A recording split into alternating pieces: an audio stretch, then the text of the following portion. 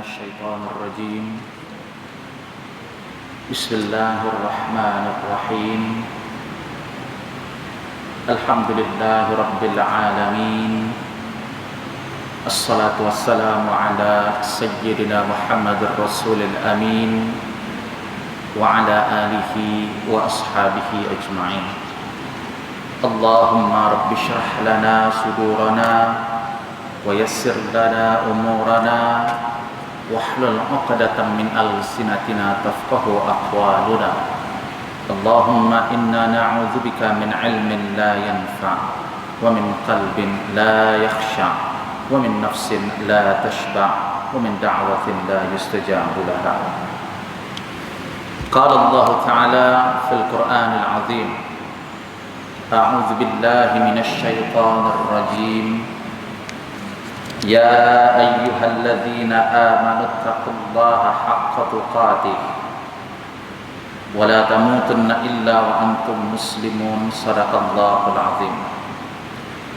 وقال النبي صلى الله عليه وسلم من خرج في طلب العلم وهو في سبيل الله حتى يرجع أو كما قال النبي صلى الله عليه وسلم.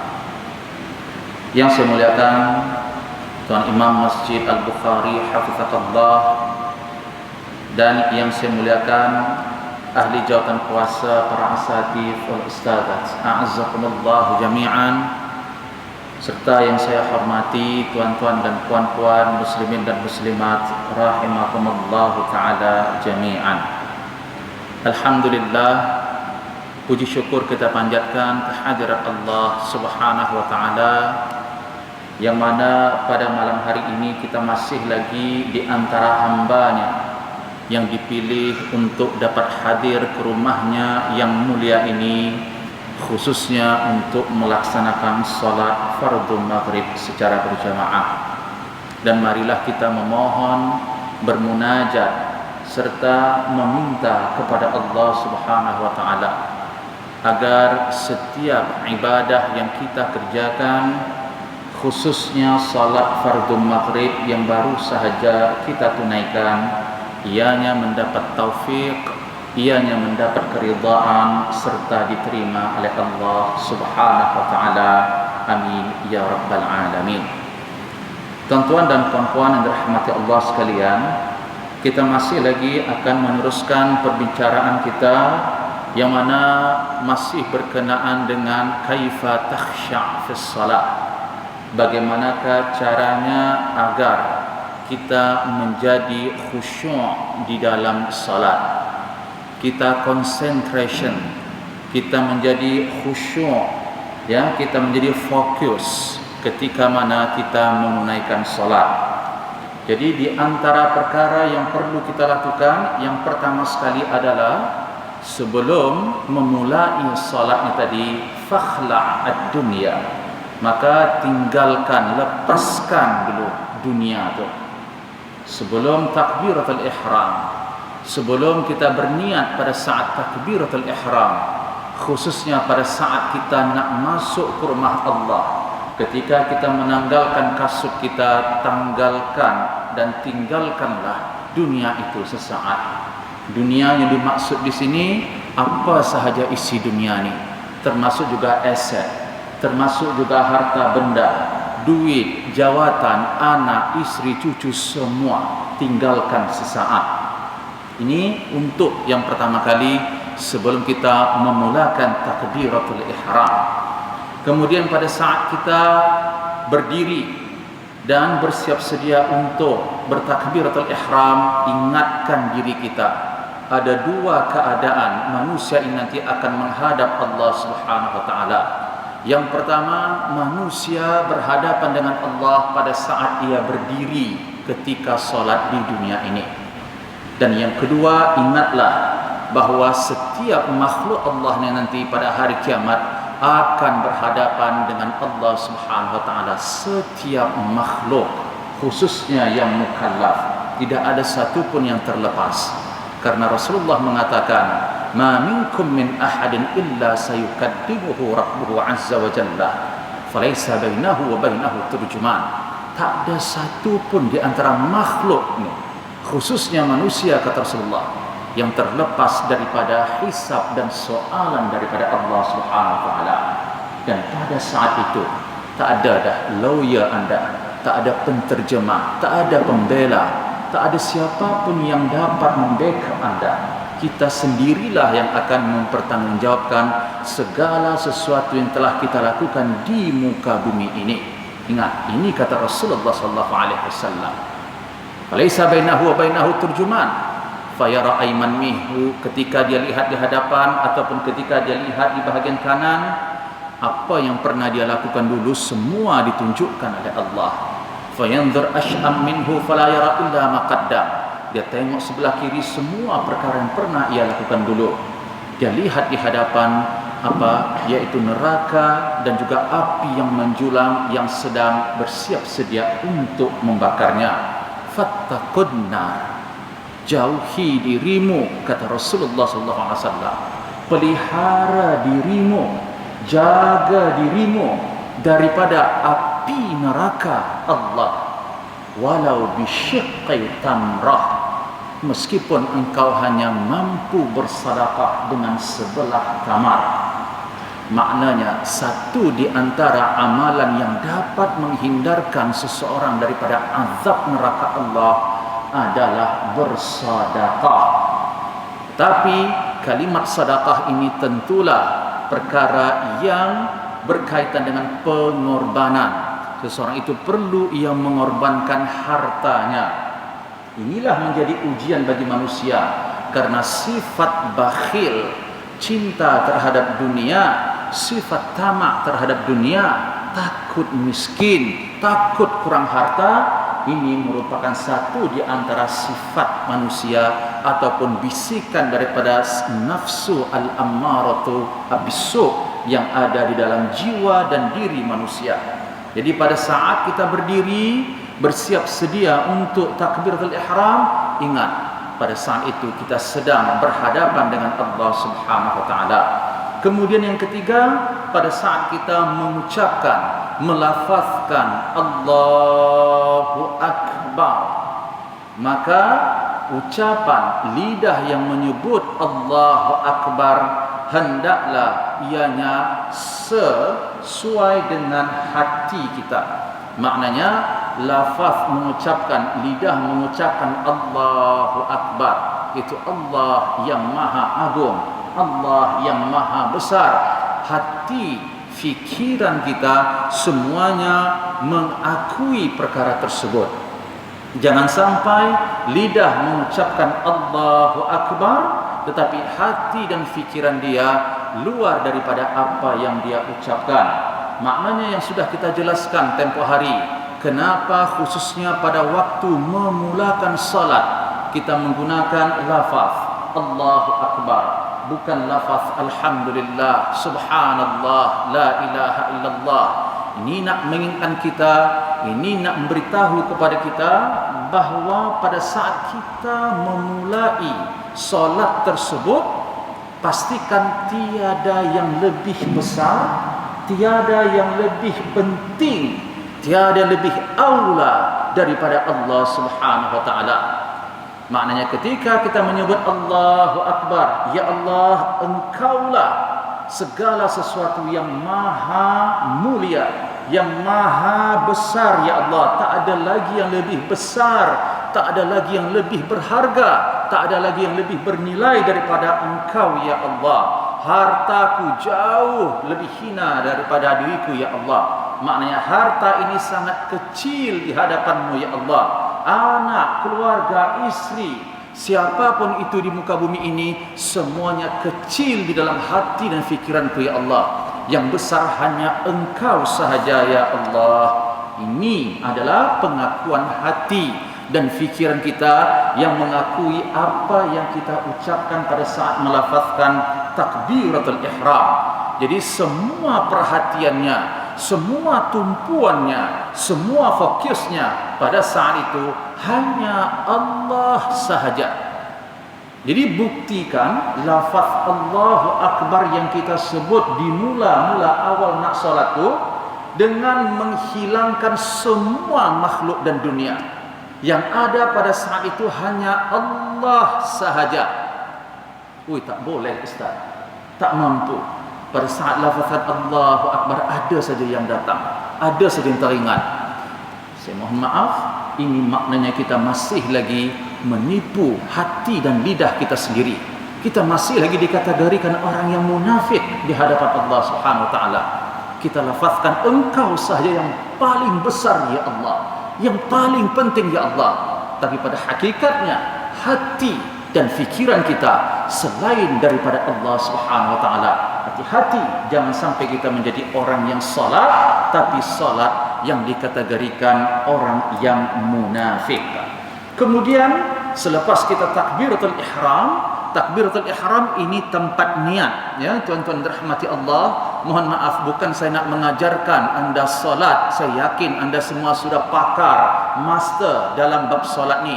Takut terlepas pandang, takut kita terlepas pandang, terlupa sesuatu perkara, yaitu setiap solat, setiap rukun solat ni ada syarat sahnya.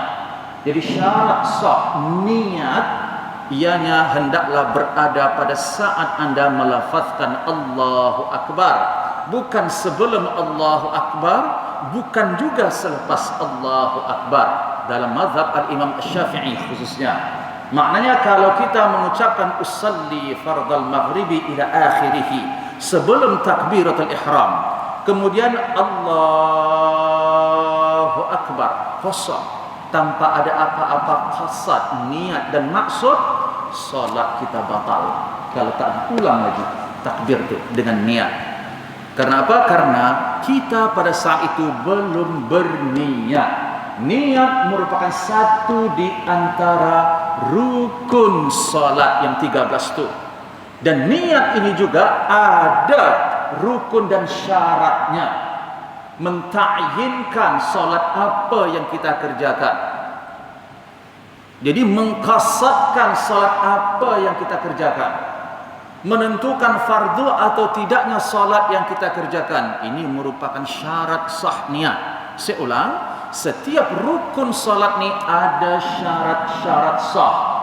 Niat takbiratul ihram ada lebih kurang 16 syarat-syarat sahnya.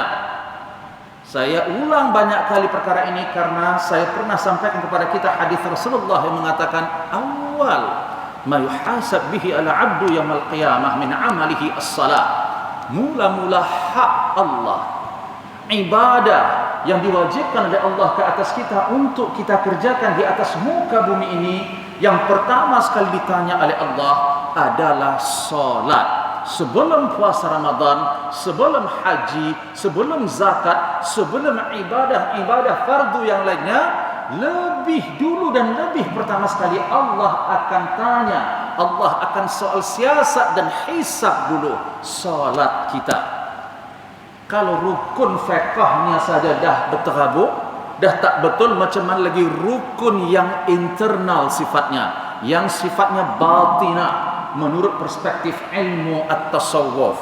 Jadi pastikan pada saat kita membaca Allahu Akbar, di situ kita niatkan solat tersebut. Jangan sampai sebelum Allahu Akbar dan jangan sampai selepas Allahu Akbar. Ini syarat, ya, ini merupakan syarat sah niat. Kemudian apabila kita sudah takbiratul ihram, kemudian dengan meniatkan salat tersebut, maka mulakan salat kita dengan membaca doa iftitah.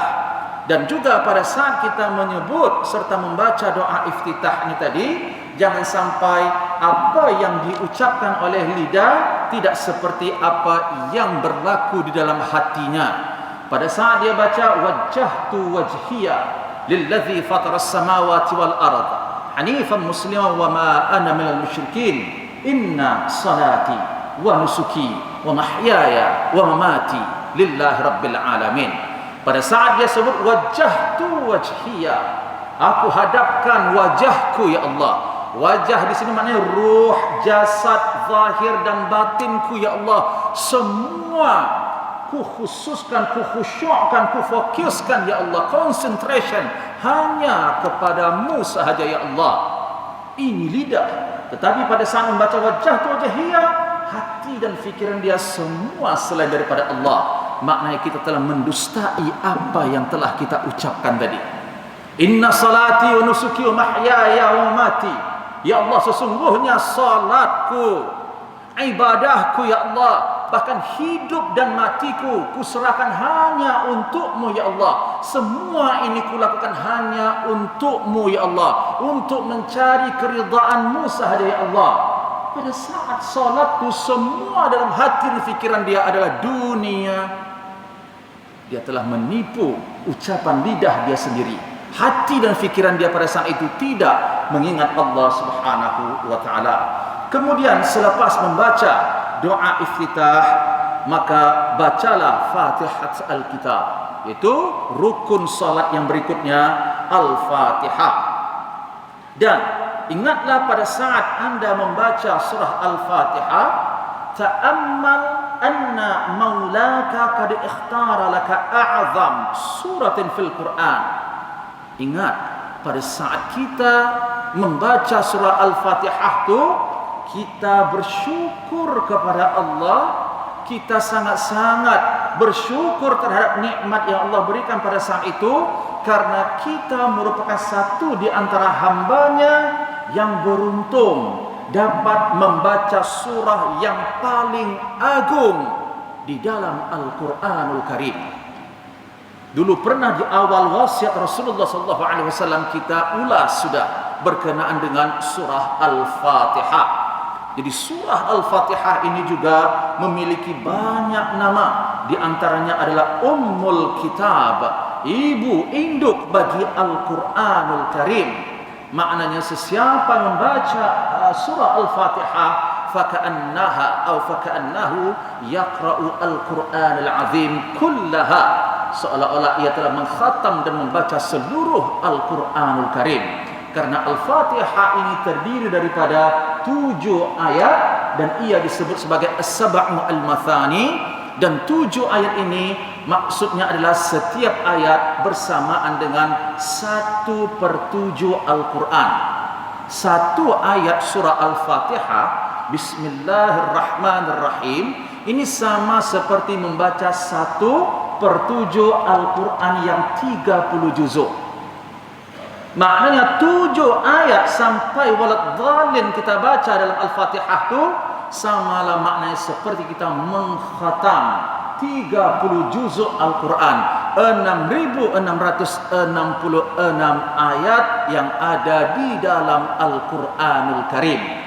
Dan sudah kita ulas dahulu kenapa, apa hikmahnya surah Al-Fatihah ini sehingga jumlah ayatnya 7. Kenapa bukan 8 atau 9 atau 10?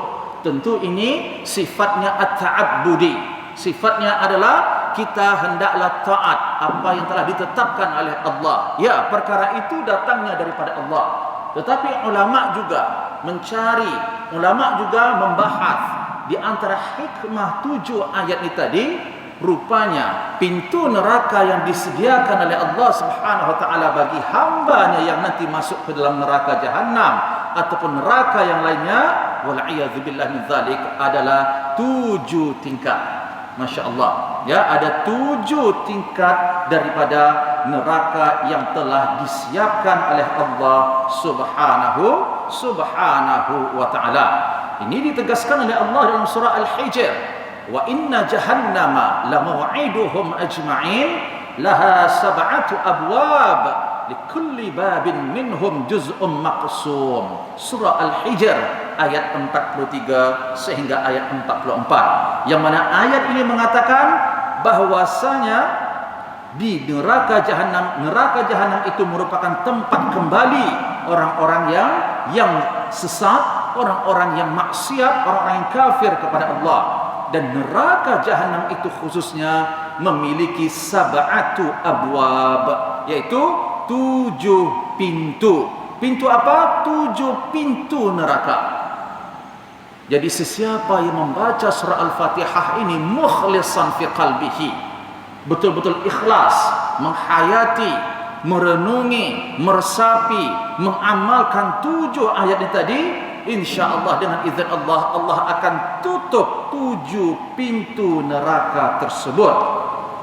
Dan juga kenapa Al-Quran di dalam surah Al-Fatihah ini terdapat 7 ayat?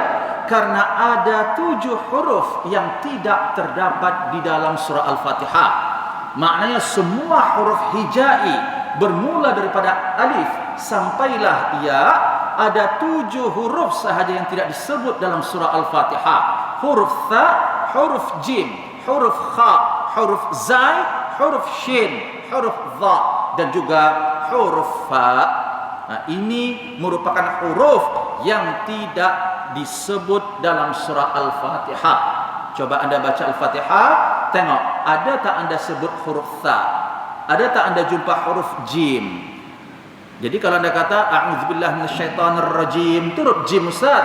A'udzubillah isti'adzah ini bukan daripada ayat Al-Fatihah. Karena ayat Al-Fatihah bermula daripada bismillah sampai waladhdallin. Amin bukan daripada surah Al-Fatihah. Jadi huruf-huruf ini tadi kenapa tidak wujud dalam surah Al-Fatihah? Karena maknanya yang sangat-sangat bahaya dan juga merupakan ancaman yang telah Allah nyatakan dalam surah-surah yang lain melalui huruf 7 ataupun 7 huruf yang tidak disebutkan di dalam surah Al-Fatihah.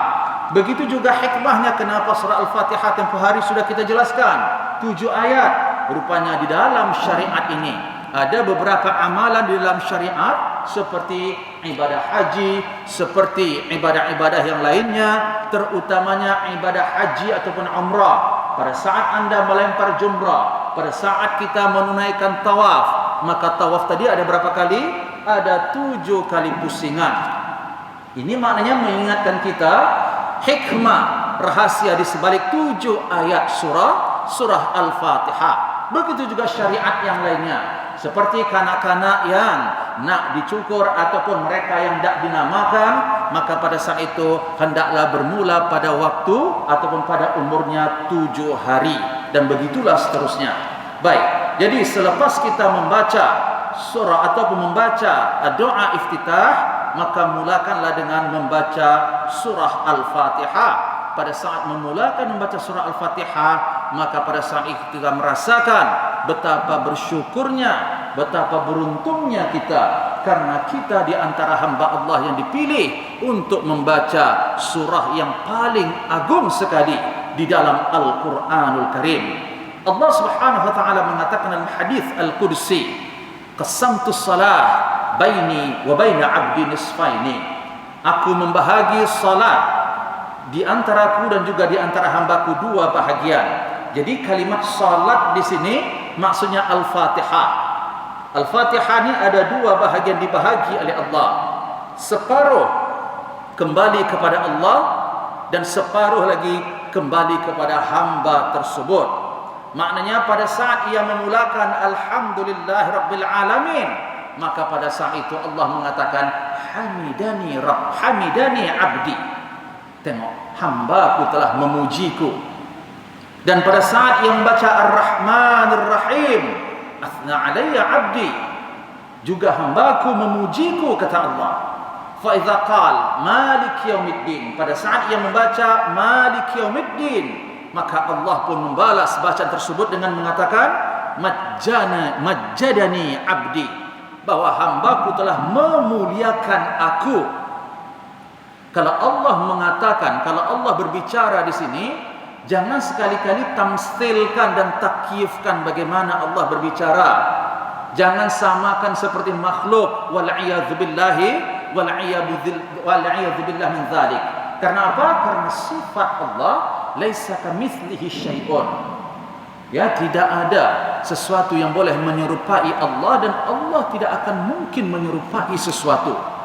So, ketika kita mendengar kalimat berucap, Allah mengatakan, Allah melakukan atau apa sahaja perkara-perkara yang kita dapati dalam Al-Quran juga sunnah Rasulullah, ianya jangan disamakan seperti makhluk. Kalau kita samakan Allah berucap seperti mana kita mendengar makhluk berucap, ini maknanya kita telah menafikan sifat Allah yang laisa kamitslihi syai'un. Ini akidah, tuan-tuan. Ini tauhid. Ini perkara yang menentukan kita ni betul tak mentauhidkan sifat-sifat Allah ni tadi. Sifat-sifat zat bagi Allah Subhanahu wa taala. Karena syaitan pada saat itu tidak akan melepaskan kita daripada melakukan perkara yang sesat. Sehingga banyak sekali di dunia ini kita menyamakan sifat-sifat yang Allah sebutkan di dalam Al-Quran seperti makhluk. Makhluk itu sifatnya baharu. Subhanallah. Wal'iyadzubillah min dzalik. Jadi tuan-tuan yang dirahmati Allah, ketika Allah mengatakan dalam hadis Al-Qudsi ini tadi, hambaku memujiku, hambaku mengagungkanku, ini mafhumnya. Bagaimana cara Allah mengucapkannya? Ini bukan tugas kita dan jangan dikhayalkan. Tafakkar fi khalqillah wa la tufakkir fi dzatillah. Kata Rasulullah, yang perlu difikirkan adalah makhluk ciptaan Allah. Ini yang perlu kamu fikir, kata Rasulullah. Ini yang perlu kamu hayati. Jangan khayal dan fikirkan bagaimana zat Allah tu. Ini jangan terbalik. Sebab tu tauhid merupakan asas perkara pertama selain akhlak yang mulia. Kenapa para rasul-rasul, terutamanya Nabi Muhammad SAW, diutus oleh Allah Subhanahu wa taala di atas muka bumi ini, supaya manusia ini menjadi manusia yang mentauhidkan Allah. Mentauhidkan apa? Mentauhidkan sifat zat dan juga sifat al-af'al bagi Allah Subhanahu wa taala. Terkadang ramai yang mengaku siapakah Tuhan yang wajib disembah? Allah sahaja. Tauhid az-zat, tauhid al-uluhiyah namanya. Tapi pada saat ditanya, siapakah yang dapat menyembuhkan? Siapakah yang dapat memberikan kesenangan? Apakah perkara yang boleh menjadikan kamu sehat, menjadikan kamu kaya, menjadikan kamu di dunia ini seperti ini, seperti ini? Maka pada saat itu kita berfikir ada selain daripada Allah fil tauhid rububiyahnya. Sebab kita menyangka ada selain daripada Allah yang dapat menyembuhkan. Khususnya terutamanya pada saat kita mengambil sebab yang dituntut dalam Islam untuk berubat. Jumpa dokter, makan ubat. Ya, ini sebab. Ini merupakan makhluk Allah, wajib berubat. Tapi pada saat kita berubat tu, tengok keyakinan dan i'tiqad kita pada saat itu. Apa keyakinan kita pada saat itu? Apa kepercayaan kita pada saat itu? Bahawa kalau tak ada ubat ni, saya tak sembuh. Allahu Akbar. Bermakna kita telah menafikan sifat yang Allah sebut dalam Al-Quran, Asy-Syafi, yang maha penyembuh. Maknanya kalau Allah yang maha penyembuh, tidak ada selain daripada Allah yang boleh menyembuhkan. Kalau macam tu tak payah berubatlah ustaz. Maksiat. Kena berubat, kena makan. Tapi bukan makan yang menghidupkan kita, bukan makan yang mengenyangkan kita. Allah yang mengizinkan makanan itu sehingga menimbulkan rasa kenyang. Karena kalau kita berfikir bahawa makanan dan sebab-sebab yang kita lakukan di dunia ini semula jadi memberikan manfaat kepada kita, ini maknanya kita samalah mentuhankan makhluk tersebut. Maknanya kalau kita katakan bahawa api ini secara semula jadi sifatnya membakar, ini sudah keluar daripada tauhid ni. Seperti maknanya kita mensekutukan Allah. Maknanya kita meyakini api ini dengan sendirinya tanpa perintah Allah dia boleh membakar. Ini maksudnya. Ini satu kesalahan tuan-tuan yang dirahmati Allah. Api memang yang kita bakar di dunia ini memang sifatnya panas, tapi panas itu datangnya daripada siapa? Daripada Allah. Karena kalau Allah tidak izinkan api itu membakar, tak akan panas api itu. Apa Apa buktinya Ustaz? Seperti Nabi Ibrahim yang dilemparkan dalam api yang begitu besar. Kenapa Nabi Ibrahim selamat? Kenapa pada saat itu Nabi Ibrahim merasa sejuk, bukan merasa panas? Ini nak memberitahu kepada kita, bukan sifat semula jadi api itu membakar. Begitu juga makanan dan minuman. Benar, kita perlu makan, kita perlu minum, tapi jangan pernah sekali-kali i'tikad kita makan inilah yang menjadikan saya sehat, minum inilah yang boleh menghidupkan saya. Demi Allah, ini perkara yang sangat-sangat salah. Karena makan makanan yang masuk ke dalam perut kita tidak akan dapat mengenyangkan kalau bukan karena izin dan perintah Allah. Maknanya ada orang yang tidak makan tapi boleh hidup. Siapa? Yang kita baca setiap hari Jumat atau malam Jumat dalam Al-Quran. Surah apa tuan-tuan? Ashabul Kahfi. Berapa, bukan tahun ya, tapi berapa ratus tahun mereka tidak sadar.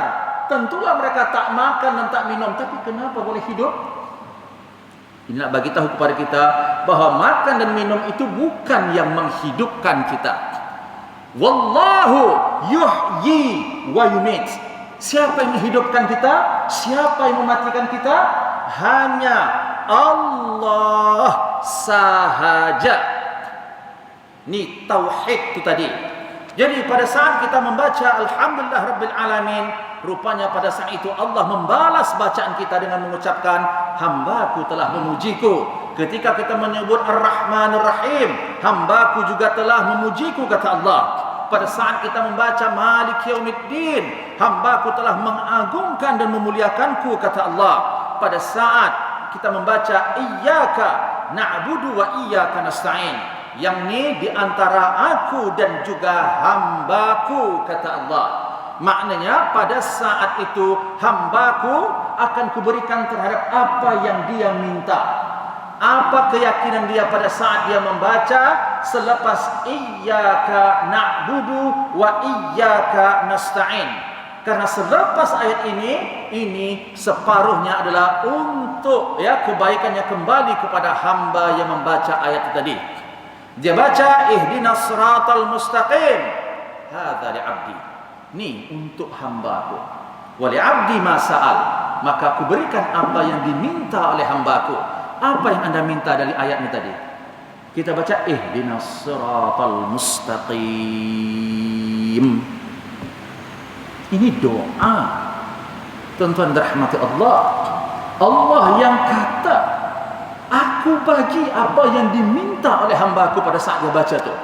Dia minta supaya aku berikan ia, tuntun ia ke jalan yang lurus, jalan yang istiqamah, jalan yang aku ridai, kata Allah. Aku kabulkan. Tapi siapa yang Allah berikan? Siapa yang Allah kabulkan? Tentulah bukan semua. Karena ramai orang berdoa, tidak semua orang berdoa itu dimakbulkan oleh Allah. Karena ada beberapa perkara yang menyebabkan doa seseorang itu tidak diistijabah, tidak diperkenankan oleh Allah Subhanahu wa taala.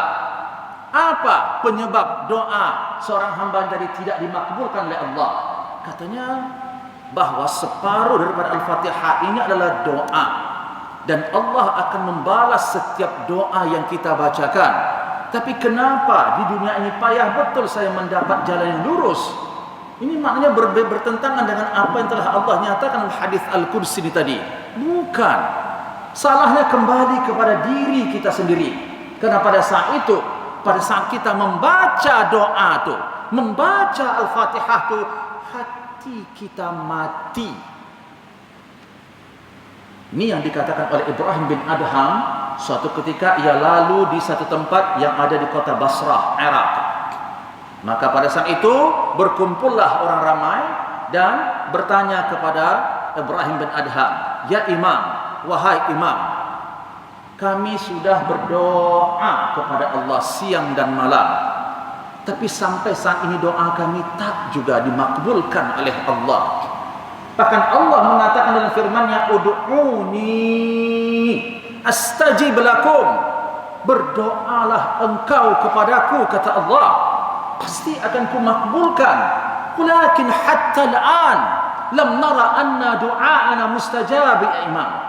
Tapi sampai saat ini doa kami tak nampak pun tanda-tanda dimakbulkan oleh Allah. Apa kata Ibrahim bin Adham? Penyebabnya tuan-tuan, hati anda sudah mati. Apabila hati mati, tidak ada connection kepada Allah Subhanahu wa taala. Apa yang menyebabkan hati anda mati? Banyak sekali. Di antaranya, araftumullah falam tu'addu haqqah. Anda kenal betul Allah, tapi anda tidak menunaikan hak-hak Allah. Qara'tumul Quran, anda baca setiap waktu Al-Quran, falam ta'malu bih, tapi anda tidak amalkan isi kandungan Al-Quran. Ini bulan di mana tarikh yang sangat-sangat besar sekali sejarahnya bagi umat Islam. Karena tanpa kelahiran makhluk Allah yaitu Rasulullah, semua manusia ini adalah jahil dan sesat. Jadi ketika anda meraihkan, ketika anda mendengar majlis, khususnya pada saat para tuan-tuan guru menyampaikan ceramah, khususnya berkenaan dengan Maulidur Rasul sallallahu alaihi wasallam, apakah upacara, apakah saat kita meraihkan Maulidur Rasul sallallahu alaihi wasallam hanya untuk berkumpul dan mendengar sahajakah tanpa mengamalkan apa yang kita dengar? Apa yang kita dapat? Apa yang kita lakukan? Apa yang kita buktikan kasih dan cinta kita kepada Rasulullah yang setiap tahun kita raihkan Maulid Nabi itu? Kalau saya tanya kepada kita semua tuan-tuan, kenal tak kita bagaimana akhlak Rasulullah? Karena Allah mengatakan laqad kana lakum fi Rasulillahi uswatun hasanah, dan Rasulullah mengatakan innama bu'itsu liutammima makarimal akhlak. Aku diutus oleh Allah untuk menyempurnakan akhlak manusia. Akhlak manusia kepada Allah, akhlak manusia kepada Al-Quran, akhlak manusia kepada Rasulullah, akhlak manusia kepada sesama makhluk. Paham tak kita apa maksud akhlak itu? Bagaimana sebenarnya akhlak Rasulullah? Kalau Rasulullah tahu umatnya yang hanya sekedar mendengar akhlak Rasulullah tapi tak ikut pun apa yang dibuat oleh Rasulullah, agak-agak Rasulullah sedih atau gembira tuan-tuan dan puan-puan? Cukup satu saya katakan, bahwa bagaimanakah akhlak Rasulullah ketika Aisyah radhiyallahu anha ditanya oleh seorang sahabat, wahai Aisyah, kaifa kana khuluqun Nabi sallallahu alaihi wasallam? Bagaimanakah akhlak Rasulullah sallallahu alaihi wasallam? Maka Aisyah pun menjawab, alam taqra al-Qur'anul Karim? Bukankah kamu membaca Al-Qur'anul Karim? Ya, qara'tu Al-Qur'anul Karim. Bala, benar, saya baca Al-Qur'an 30 juzuk. Kana khuluqun Nabi sallallahu alaihi wasallam Al-Qur'anul Karim. Kalau kamu nak tahu bagaimana akhlak Nabi, nak mencontoh akhlak Nabi, nak ikut akhlak Nabi, 30 juzuk Al-Quran tu, 6.666 ayat tu, 114 surah tu, itu semua adalah akhlak Nabi. Maknanya tidak ada satu ayat yang melarang untuk hamba tadi mendekatinya. Semua larangan itu dijauhi oleh Rasulullah SAW. Tidak ada satu perintah Allah yang Allah sebutkan dalam ayat itu, melainkan semua perintah Allah dalam ayat Al-Quran itu dilakukan dan dikerjakan oleh Rasulullah sallallahu alaihi wasallam. 1000 ayat berkenaan dengan perintah Allah dibuat oleh Rasulullah. 1000 ayat berkenaan dengan larangan Allah dilakukan oleh Rasulullah, dijauhi oleh Rasulullah. 1000 ayat berkenaan peringatan dan ancaman, semuanya dijauhi oleh Rasulullah. Jadi ketika kita membaca surah dalam Al-Quran, kisah-kisah para nabi, kisah-kisah para umat-umat nabi terdahulu, kita ambil tak iktibar tuan-tuan. Katakanlah pada masa Bani Israel, pada masa Qarun, adakah kita betul-betul menjauhi sifat dan sikap yang dilakukan oleh Qarun, oleh Fir'aun, atau bahkan kita mendekati sifatnya? Ini maknanya kita baca secara lisan, tapi kita tidak amalkan isi kandungan Al-Quran. Al-Quran sama ada hujjatun laka aw alaika. Al-Quran ini boleh menjadi pembela, atau sebaliknya ia nanti yang akan menghujat dan menuntut kita pada hari kiamat kelak. Jadi saya ingin menyampaikan kepada kita semua, kembalilah kepada Al-Quran, kembalilah kepada sunnah Rasulullah SAW. Bagaimana maksudnya kembali kepada Al-Quran? Pahami isi kandungan Al-Quran tu, belajar tafsir Al-Quran. Di masjid kita ni belajar tafsir sudah ada, kenapa tidak ramai pengikutnya? Di masjid kita ni belajar hadis sudah disediakan, tapi berapa ramai yang sudi nak hadir memahami hadis Rasulullah SAW? Pentingkah hadis? Tanpa hadis kita tidak akan dapat memahami secara detail mafhum yang tersirat yang terdapat di sebahagian ayat ataupun surah di dalam Al-Quranul Karim. Nabi mengatakan, taraktu fikum amraini ma in tamassaktum bihima lan tadillu abada. Dah Nabi pesan sebelum Nabi wafat, aku cuma tinggalkan dua perkara kepadamu wahai umatku. Kalau kamu berpegang kepada dua benda ni, tidak akan pernah engkau sesat selama-lamanya, yaitu berpeganglah kepada Al-Quran dan juga sunnahku, kata Rasulullah sallallahu alaihi wasallam. Jadi pada saat kita membaca surah Al-Fatihah tadi, bacalah dengan tadabbur wa ta'ammul, dengan penghayatan, ya, dengan penghayatan kita membaca ayat tersebut. Dan pada saat kita membaca setiap ayat dalam Al-Fatihah itu, pastikan hati kita seolah-olah mendengar apa yang telah dijawab oleh Allah Subhanahu wa taala. Contohnya, pada saat kita membaca Alhamdulillahirabbil alamin, maka ingatkan hati kita, akal kita, perasaan kita tentang nikmat yang Allah berikan kepada kita. Nikmat apa?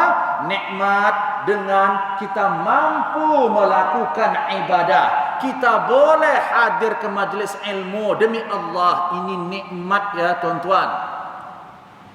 Bukan saja kita boleh menunaikan salat, bukan saja kita boleh berzikir, membaca Al-Quran pada hari ini, kalau bukan karena taufik dan juga ilham yang Allah berikan. Maka dengan Alhamdulillah yang kita sebutkan dalam surah Al-Fatihah tadi, kita mengingat setiap nikmat yang diberikan oleh Allah ke atas kita. Nikmat Allah berikan, nikmat iman, nikmat dunia, nikmat waktu, dan juga nikmat-nikmat yang lainnya. Kemudian pada saat kita baca Ar-Rahman Ar-Rahim, maka ingatlah, maka renungkan, hayatilah rahmat Allah yang telah Allah berikan kepadamu pada saat engkau masih hidup, dan juga rahmat yang akan diberikan oleh Allah selepas engkau mati. Ini karena rahmat Allah. Dalam satu hadis yang sahih, inna lillahi mi'at rahmat, Allah memiliki 100 rahmat. Maka 100 rahmat ini 99 Allah simpan pada hari akhirat untuk hambanya yang beriman. Yang ada cuma satu saja baru Allah berikan rahmatnya di muka bumi ini. Maknanya kalau Allah tak berikan satu rahmat ni, maka sudah jelas singa dia akan makan anaknya, harimau dia akan makan anaknya. Tiada ibu dan ayah yang sayang kepada anaknya. Tapi kita perhatikan, harimau tidak gamak pun dia nak makan anak sendiri.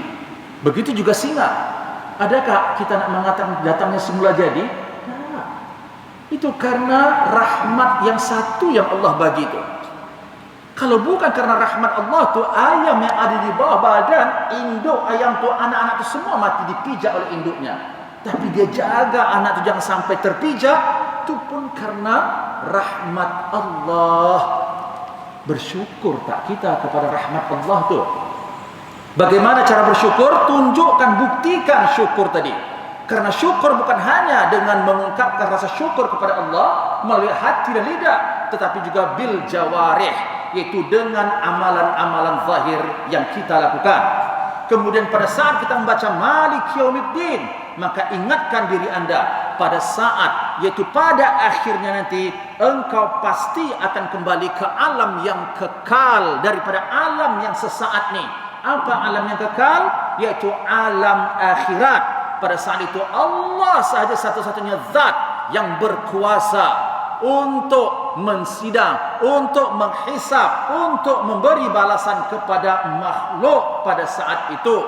Yang mana pada hari kiamat kelak, orang yang taat akan dibalas dengan ketaatannya, dan orang yang maksiat pula akan dibalas dengan kemaksiatannya. Pada saat kita membaca iyyaka na'budu, maka ingatkan diri kita pada saat membaca iyyaka na'bud bahwa inilah asas sebab utama kenapa Allah ciptakan saya di muka bumi ini. Engkau sahaja tempatkan menyembah ya Allah, hanya kepadamu ya Allah.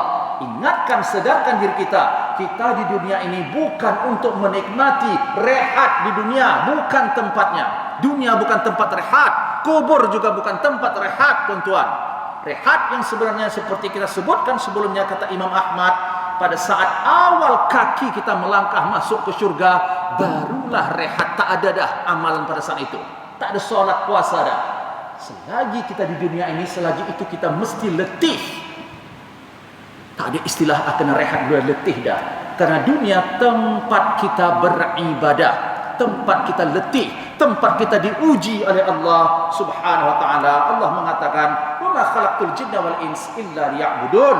Aku tak ciptakan jin dan manusia melainkan untuk menyembahku. Maknanya wujudnya manusia dan jin di alam ini adalah karena untuk menyembah Allah. Jadi kalau ada jin, kalau ada manusia yang hidup di dunia ini tapi tidak menyembah Allah, bermakna dia telah khianat terhadap amanah yang telah dititahkan oleh Allah Subhanahu wa taala.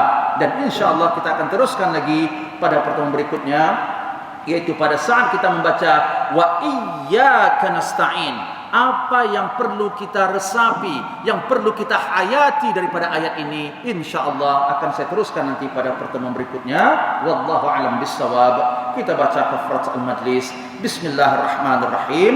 Subhanakallahumma bihamdik asyhadu an la ilaha illa anta astaghfiruka wa atubu ilaik. A'udzu billahi minasyaitonir rajim. Bismillahirrahmanirrahim. Alhamdulillahirabbil alamin. Wassalatu wassalamu ala asyrafil anbiya'i wal mursalin wa ala alihi wa ashabihi ajma'in. Allahumma ighfir lana dhunubana wa liwalidina warhamhum kama rabbawna shighara. Allahumma rabbana zidna 'uluman wa tanfa'una fid din wad dunya wal akhirah. Allahumma ya muqallibal qulub tsabbit qulubana ala dinik wa ta'atik ya rabbal alamin.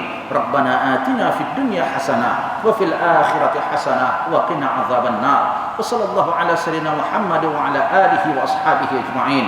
Alhamdulillah rabbil alamin. Assalamualaikum warahmatullahi wabarakatuh.